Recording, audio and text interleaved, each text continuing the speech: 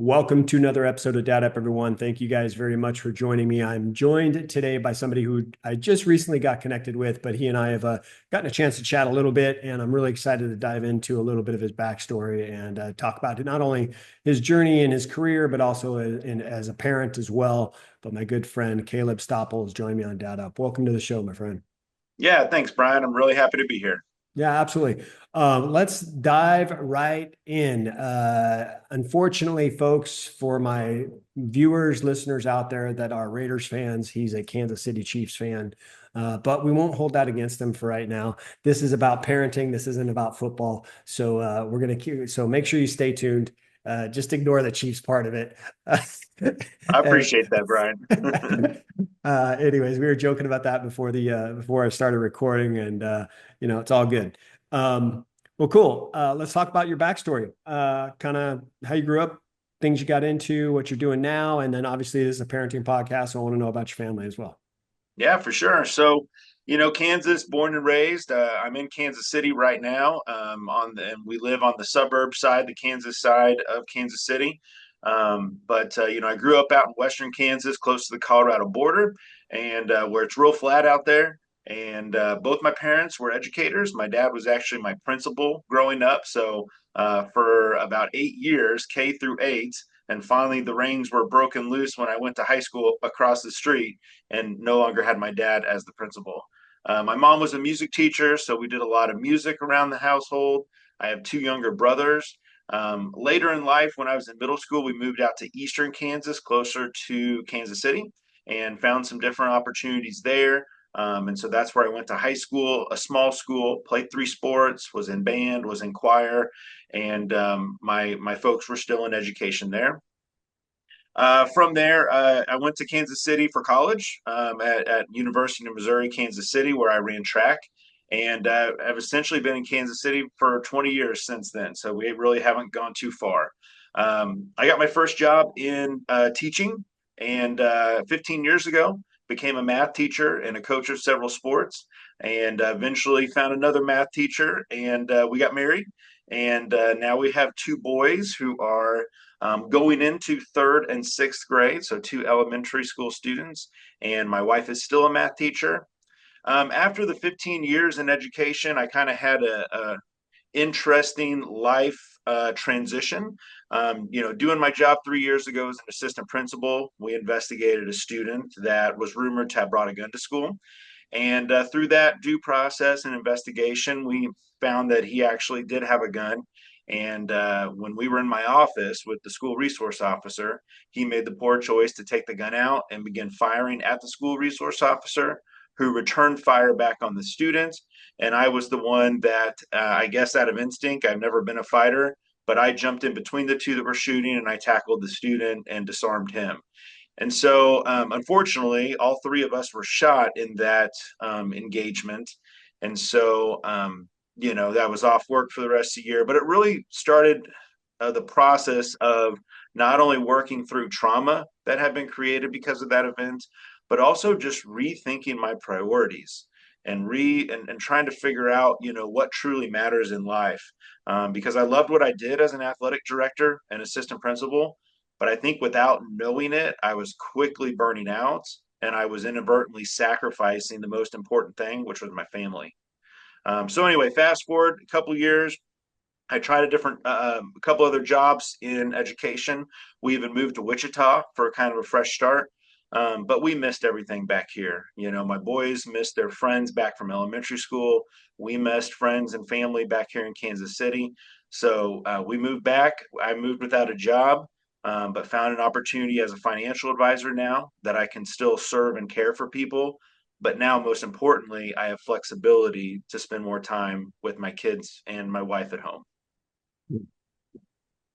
Well, there's a lot to unpack there just from the experiences of being a vice principal.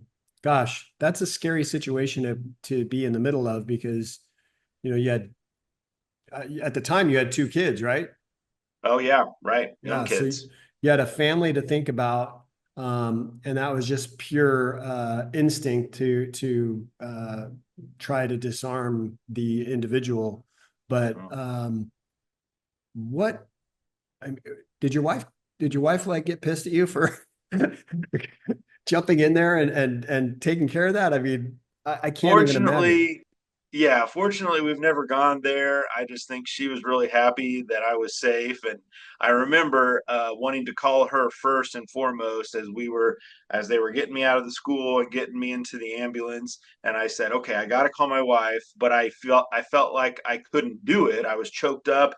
And so I saw another school resource officer. I said, hey, come over here. I need you to call my wife. Tell her that I'm at least okay going to the hospital.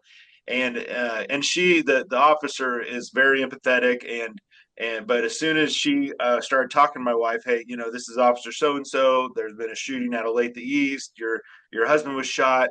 All of a sudden I heard my wife freaking out on the phone, and so I said, okay, give it to me back. And that's when I could at least tell her, hey, I'm okay. But fortunately she doesn't hold it against me too much. I just think we're happy that I'm okay, and that as a family we're getting okay. Yeah. Yeah. It's scary. It's scary to think that, the resources that kids have nowadays to get uh, their hands on things like, weapons like that, and bringing it to a school. I mean, that we hear it more often than not. Unfortunately, the sad part of it is it happens all the time. And Yeah. my wife's been a school teacher for 20 years, and she's now moving into the administration part of it, where she's going to be a vice principal of a school.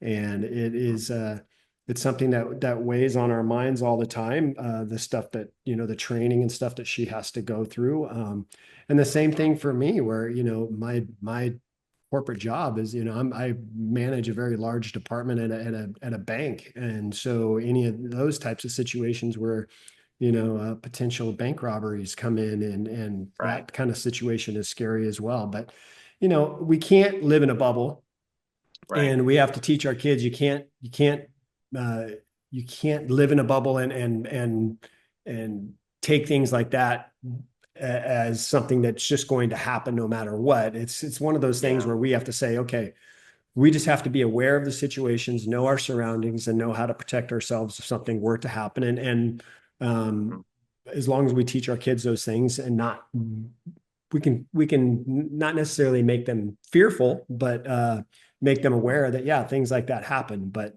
I'm certainly Yeah. glad you're okay, and I'm sorry for that kid, that there was obviously something going on in his life that was causing him to go through this struggle, or this challenge. And unfortunately, you and the resource officer were the two, I guess, two victims of that situation. But really, that's a kid that is troubled, and I'm gonna guess had some issues at home that were causing him to go down that path. What were the lessons that you, as a dad with two boys? How old are your boys now? So they're 8 and 10 now. 8 and 10. Okay. So what were the lessons that you tried to teach your boys through this whole experience that you went through? Yeah. Well, the first one wasn't really a lesson. It was kind of just general parenting survival, which we all know is daily and can happen with a lot of different things. But the first thing that we kind of had to tackle is, we got to talk about guns, Mm, and, even down to, I remember this, that I felt like I had to Google a picture because obviously we don't have guns in the house. And being little kids, we try to make sure, we're always watching appropriate things, especially when they're around. But, but yeah, we had to talk about guns with the kids and explain how, I was actually shot and I'm okay and I'm still alive. And but then they start asking questions as kids do. Well, could you have died? And well, what kind of gun was it? And how did he get a gun? And just a million questions. And so I think one of the learning opportunities was to just kind of be honest with them. They had to grow up pretty quick that day and kind of learn a little bit more about exactly what happened, what was going on in now our family life, that I was off work. We ironically already were talking about moving to Wichita before the shooting because I recognized I was way out of balance. I was working way too many hours. I was not seeing my family as much as I should. And so a lot of that was coming together to communicate even to the boys of, hey, this might be a good thing that has happened. And I'm glad everyone's okay. But I'm going to do a better job of spending more time with you boys and my wife. And so we really opened up to them and tried to explain it as opposed to sugarcoating it or talking below them. Yeah, I don't think there's any way you can really sugarcoat it. I think it's more of Yeah, one of those conversations that are just straightforward, blunt, open, and just honest, pure, those pure conversations. Sometimes they're hard to hear, sometimes they're hard to share, yeah, but sometimes those are the types of conversations that really hit home and help I guess, for lack of better words, wake the other person up as far as what has really transpired and what can we do going forward. yeah. I think for me, my boys are much older. My boys are 26 and 23, but even at a young age, I taught my boys how to shoot guns because I wanted them to be familiar with it in case anything were to happen. Hmm. But we do have guns in the house, and they're locked up, they're not loaded, all those Hmm. kinds of things, but they are something that we would utilize in the case of an emergency, protection, whatever the Yeah. case may be. But my sons have both gone to the shooting ranges with me and learned how to shoot guns properly, learned how to clean the guns, learned how to load the guns, learned how to unload the guns, learn the proper way to hold them when you're not firing them. They've learned all those things and they've gone through and taken, they have their permits and all those kinds of things. So they've gone through that process on purpose. Now that's not for everybody. There's plenty of parents out there that don't believe in that kind of situation, and that's fine. That's just how I elected to raise my boys. And Hmm. so you do what you want to do as parents. You do what you think is right for your kids. But for my boys, is what I felt was the right approach. And my son, Hmm. my older son now lives in Arizona, and he's got two guns out there with him in Arizona. I mean, it's just something that he uses as protection just in case anything happens.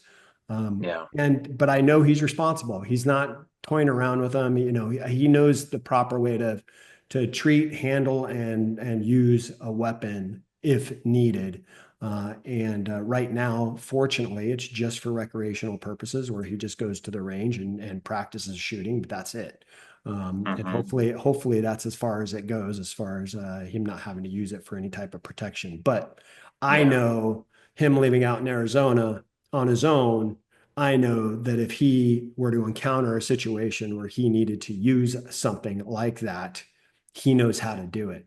And Yeah. it's not something that I need to worry about. So, Yeah. anyways, well, goodness, I'm glad you're okay. I think that's amazing that you were able to do it. I mean, you put your life on the line, and especially the resource officer as well. I mean, that's a very Hmm. scary situation. And me being from I was in the military. I spent 4 years in the Marine Corps.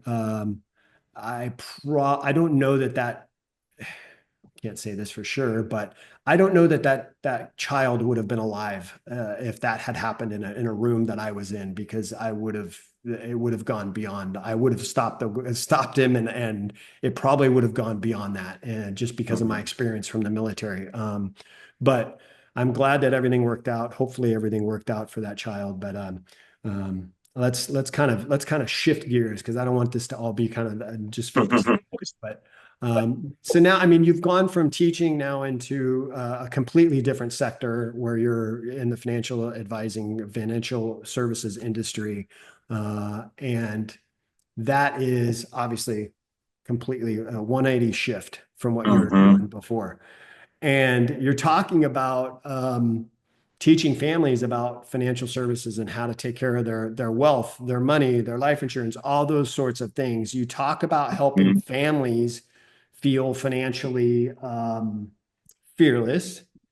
I want to ask you though, how do you and your wife approach teaching your own kids about money, values, and responsibilities, especially in a world where we're living in, instant gratification.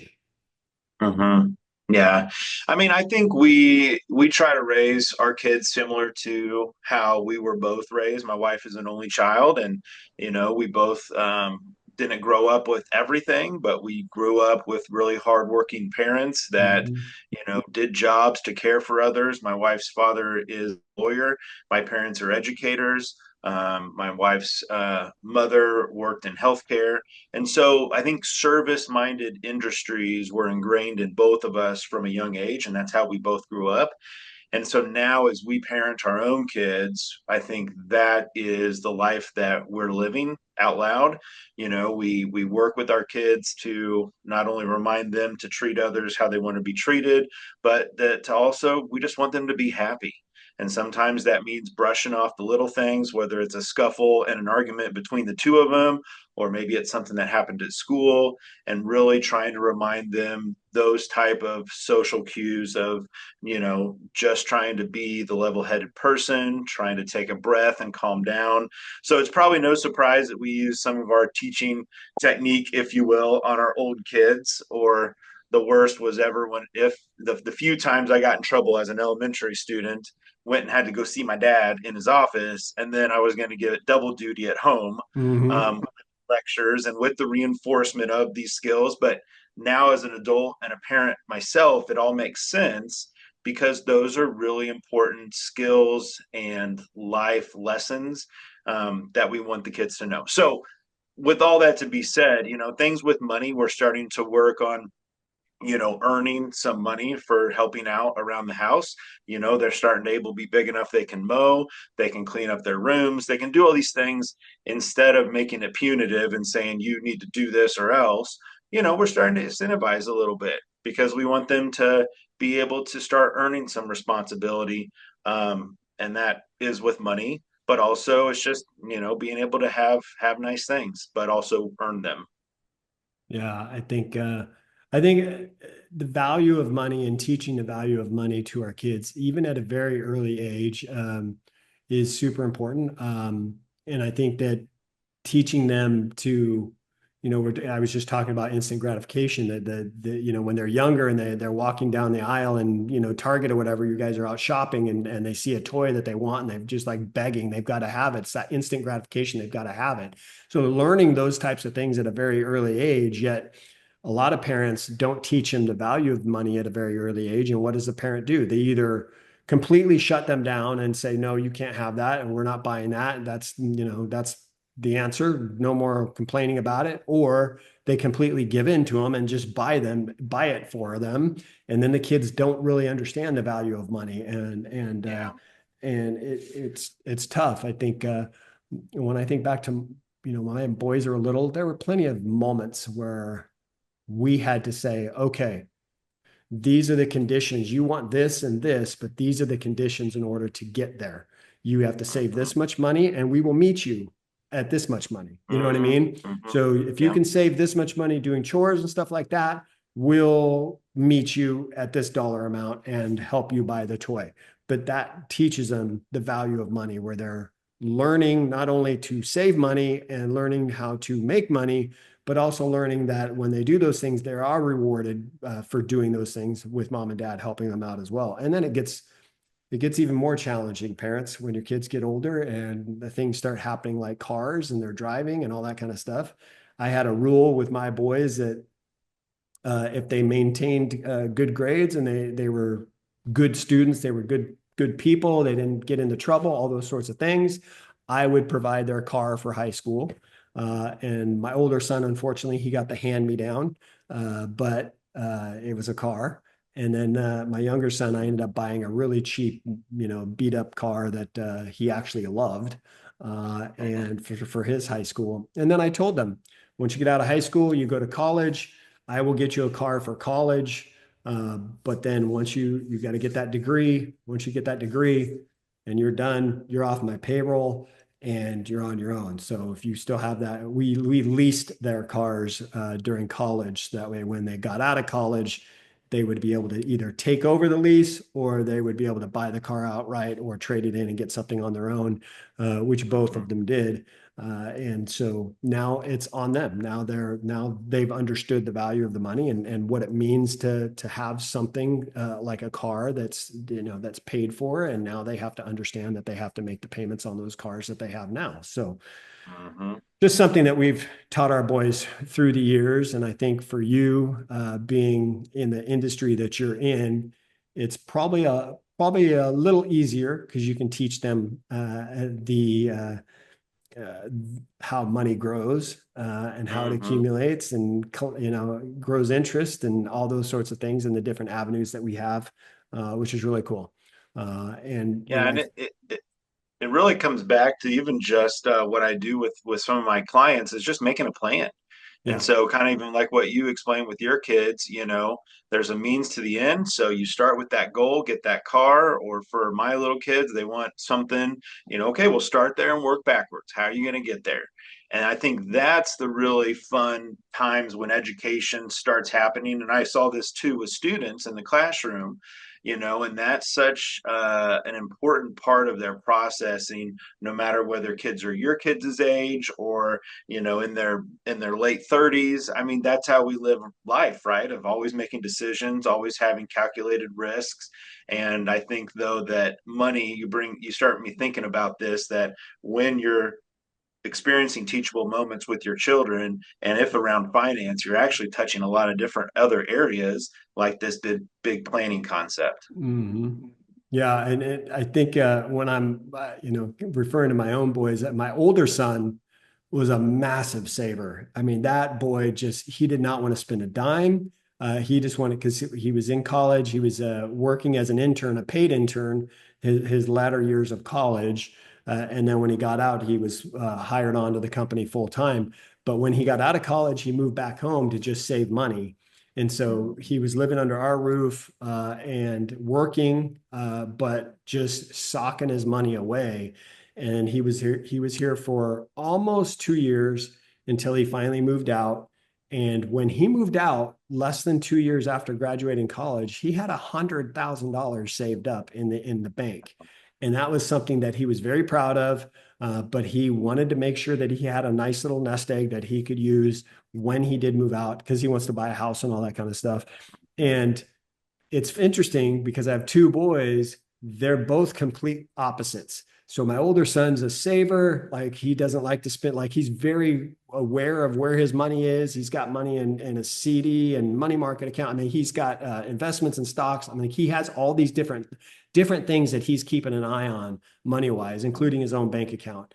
But my younger son, on the other hand, he's out of college now. He's doing the same thing where he's staying at home for right now, saving money. He's Mm-hmm. working, he's just saving money because he just got engaged. So he just Oh, proposed to his girl this last weekend, and now nice. they've got to start planning for a wedding. But they want to move out. They each want to move out of their parents' house in the next year, so they want to get married next summer.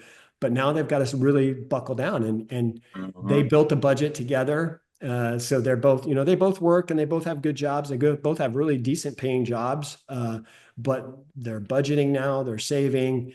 But then I see them doing these other things like, they're out going to these nice dinners on the weekends and like they're going up to Oregon for a little weekend getaway. I'm like, you guys have to be saving money. And and so complete opposite from my older son. My older son would have never, Yeah, he'd have been saving.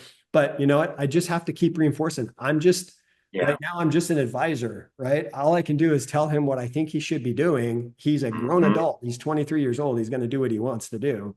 But all I Yeah. can do is just continue to tell him, listen, you got to start saving some money because you guys have a wedding. You guys are going to get married. You guys are going to have to move out and get your own place. I mean, all these things are Hmm. going to add up and they're going to be here in a year. That's going to come by pretty fast. And so Yeah. I think they're starting to get the drift. They're starting to pay attention to that. So Yeah. hopefully our advice, my wife and I's advice to them sinks in a little bit. They just got to kind of figure that out on their own, whether they made the right decision or wrong decision. At least they had the resources in front of them. Right, exactly. I want to ask you, coming from 15 years of education, how has your experience working with students and athletes shaped the way that you parent your own boys, especially when it comes to discipline and leadership and things like resilience? hmm So it's really interesting because life was different, obviously, before kids. And once kids come into the picture, everything changes. My younger brother and his wife have just had their first child, and the child's only a month old. So we've had that conversation a lot. But I think actually the reverse of what you just asked, when we had our first, that was about the time that I became a middle school assistant principal. So that was my first job in school administration. And although the age differences were not the same, I mean, obviously, I have less than a 1 year old, and then we have 10, 11, 12 year olds in middle school. Because those kids in middle school were younger than what I typically worked with, it was high school. I saw this between my child and these middle school students. And that was the first time in my teaching career that that care became one in itself. Now, Mm, before that, don't get me wrong, like I cared for all the students that I worked with, either as a coach or as a teacher, and knew the boundary, knew how to be strict, but also knew how to, build a relationship with students. But once I started having kids, I saw them more as the same. And so I think you asked about how, my interactions with students impacted and kind of involved my work with my own kids. It was the opposite. So mm, now that I become a father, it's like something grew inside me even more so that I was a little bit more empathetic. I was speaking softer to students who were in crisis. I was slowing down. I was listening more. All these things that I wanted to do with my own kids, and I've learned to do as a father, about making sure that I kind of keep my frustrations and my anger in check, And so I was doing that also in school, and I really liked it. It made me feel that I had a more of a connection with the kids that I was working with. And then when I went back to the high school level, I didn't lose that because that school was also the place where my kids and my wife would come up on the weekends and we would play in the gym. Just as I did when I was a little kid going to school early with my dad, we would get to play in the gym. And so I think school was a really connected place that meant a lot and kind of connected to family. And so that's how I operated as a leader, I think. So they were very closely connected, Bryan. yeah, I think the same applies for my wife. She considers she teaches at the junior high level, and she is the junior high level coordinator and the eighth grade homeroom teacher. And she does a lot of she's head of a lot of different committees within the school. But she treats her students like they're her kids. She literally says, "Those are my kids." And she Yeah. doesn't like, it's interesting. Like there, so many teachers out there that maybe, they think it's just a job where they just do their job. They teach the kids and send them on their way. My wife, and it sounds like for you too, my wife goes so much farther beyond that in helping students. And she really acts as if she is really a mother figure for them, and helping them not only in school, but also in maybe in challenges that they may be facing in school, or maybe struggles that they may be facing outside of school.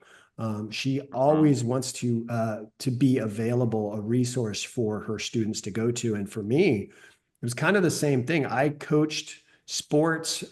My sons growing up from ages 4 all the way up through high school, I was a coach for them, and even up to the high school level where I was a varsity basketball coach on their teams. And it was the same thing for me. Like I had my boys on my team. They referred to me as coach, not dad, but I had my Mhm. boys on my team. But I also had this other group of boys that were on my team that were also my boys. Like I treated Right. them like they were my own kids. And so there was no difference in how I handled both levels, as far as, these kids that aren't biologically mine, and the two that I do have.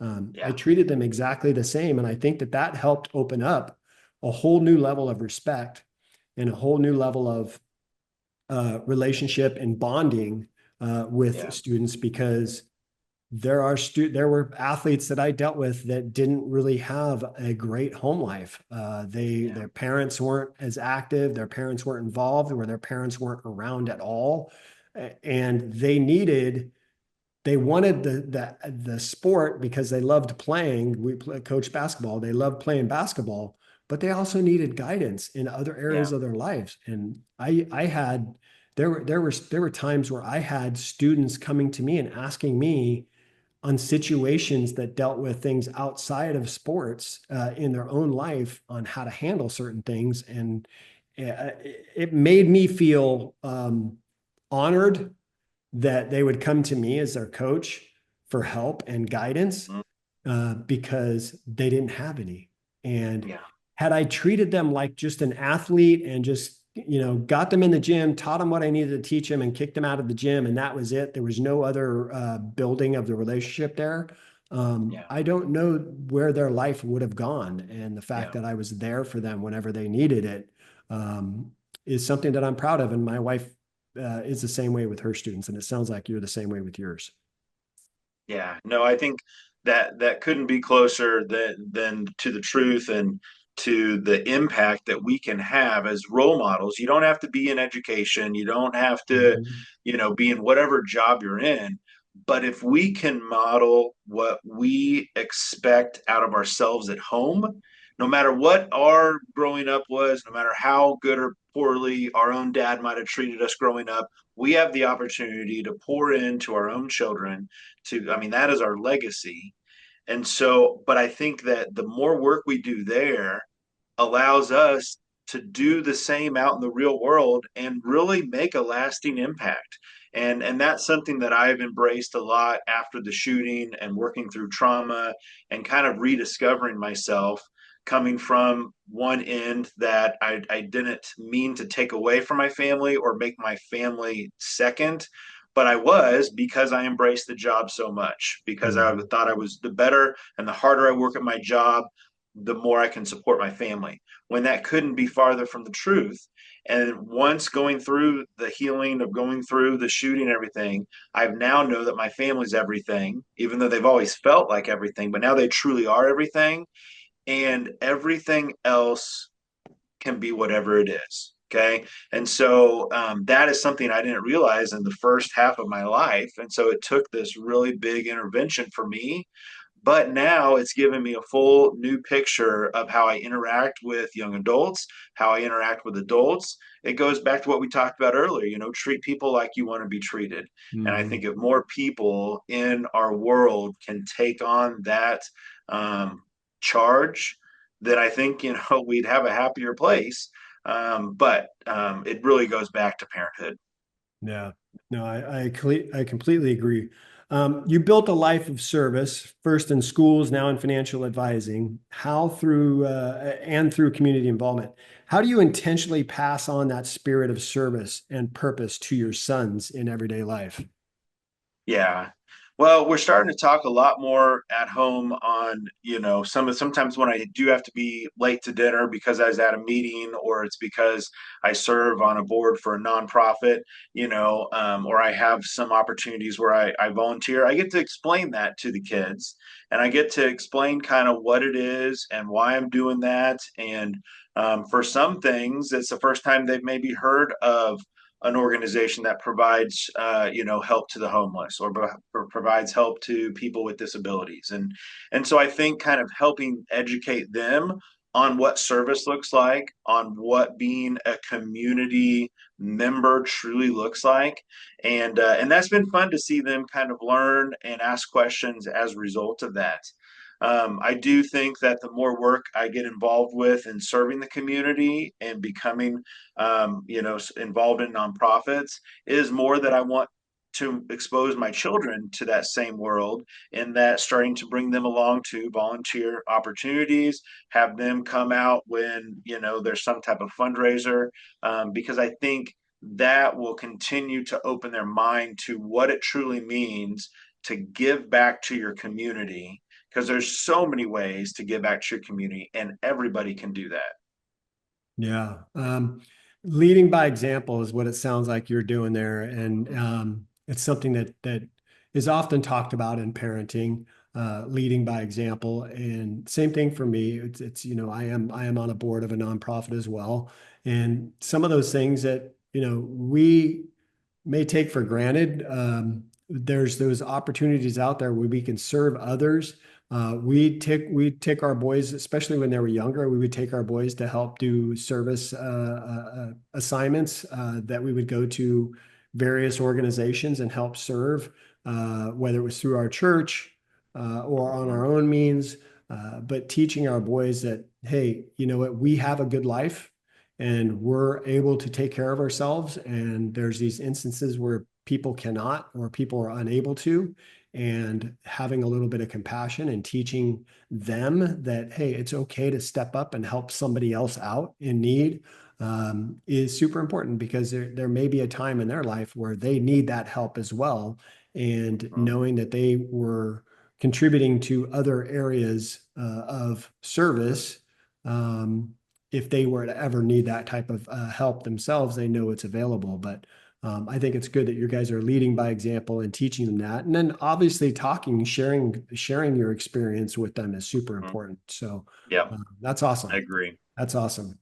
So what's new for you? What do you have coming up that is consistent or new for you, as far as whether it's parenting or in your business?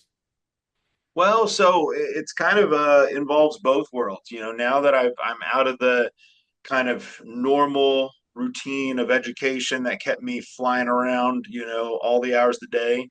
Now, I have this flexibility. I get to take my kids to school every morning, which is wonderful. I've never been able to do that before. Now it's the best part of my day. Get to get them up and get breakfast and get changed. And so that's been one of the best changes. And then just having the flexibility in this job to make sure that I'm prioritizing my family while also then prioritizing when necessary time at the workplace. So in schools, I was always after seeking balance. And it's been funny now that I've kind of gone through some maturing, whether it was after the shooting, finding a new career, figuring out what life looks like right now.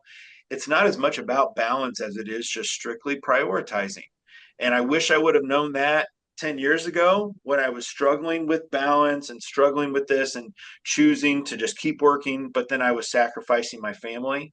And so now it's really about taking care of myself, which means I can be the best dad and the best husband I can be. And I think that has really brought me a lot of peace, alongside a pretty difficult journey through trauma, and that'll probably be with me forever. But how do I cope with that in a way that I can be the person and the man that I want to be, while also then being the best that I can be for my job, my business, so that we can pay the bills at home. And so that is kind of my constant daily work. I am starting to write a book about kind of all of this and kind of what I've discovered, and that's been therapeutic and helps me reflect on what type of person I am, how it makes me check in with, how do I feel I'm doing as a dad. Um, and I'm really proud of that work, because life's too short for any of us to be thinking woulda, coulda, shoulda, or trying to work as hard as we can when our time is precious, and we got to really make sure that we're putting our time into things that truly matter.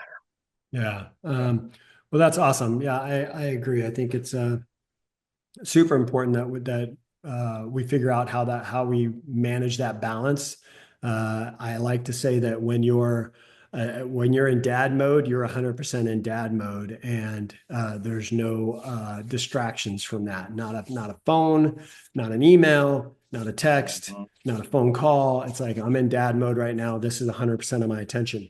Same thing when you're at the office. When you're at the office, yeah, you can be 100% at the office. I like to say that one of the reasons why I built this podcast was really to show dads that, hey, we think that we have to be, the provider of the family. We have to be working 80-hour weeks in order to provide for the family, and that's our job. Um, your job is being provider and being a father. And if you have kids, obviously, being a father, and you can do both successfully.